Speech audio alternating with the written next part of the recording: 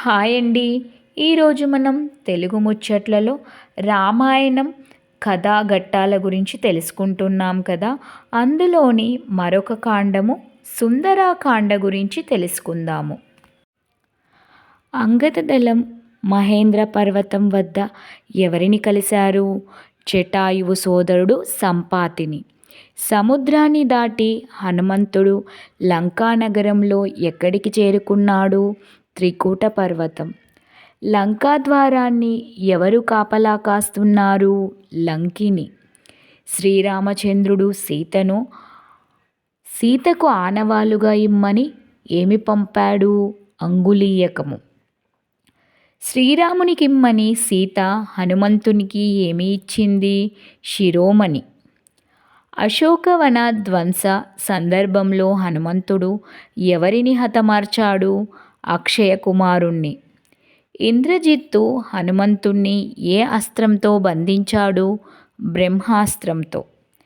రావణుడు విభీషణునికి ఎలాంటి శిక్ష విధించారు?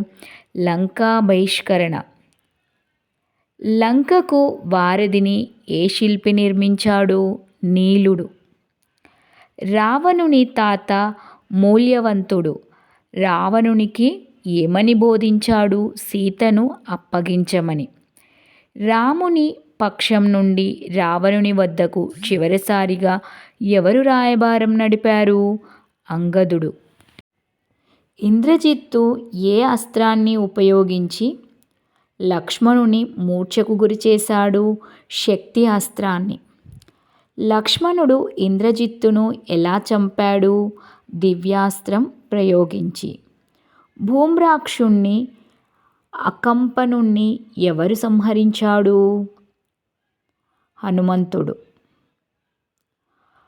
ప్రహస్తుని ఎవరు సంహరించారు? నీలుడు.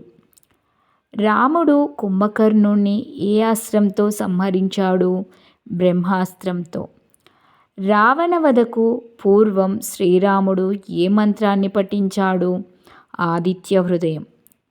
అగ్నిప్రవేశం చేసిన సీతను అగ్ని ఏమని ప్రశంసించాడు? అగ్నిపునీత.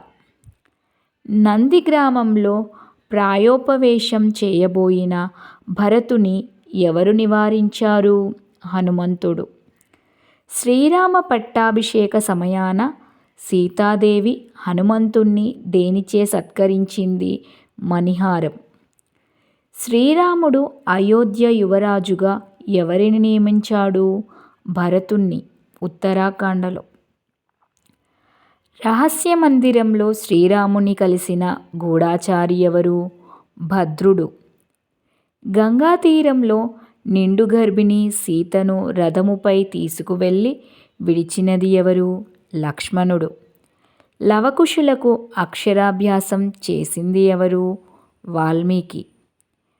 రావణుణ్ణి సంహరించినందుకు బ్రహ్మహత్యా పాపం నుండి దోష నివారణకు రాముడు తలపెట్టిన యాగం అశ్వమేధ యాగం. అయోధ్యలో రామాయణ గానం చేసినది ఎవరు? కుశలవులు.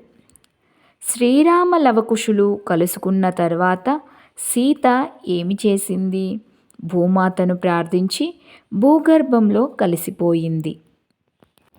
లవకుశుల పట్టాభిషేకానంతరం శ్రీరాముడు ఏమి చేశాడు? సరయూ నదిలో మునిగి అవతారం సమాప్తం చేశాడు. సరయూ నదిలో మునిగిన భరత శత్రుఘ్నులు శంఖచక్రాలుగా, లక్ష్మణుడు శేషతల్పంగా మారిపోయాడు. ఇక్కడితో రామాయణం సమాప్తం. ధన్యవాదములు.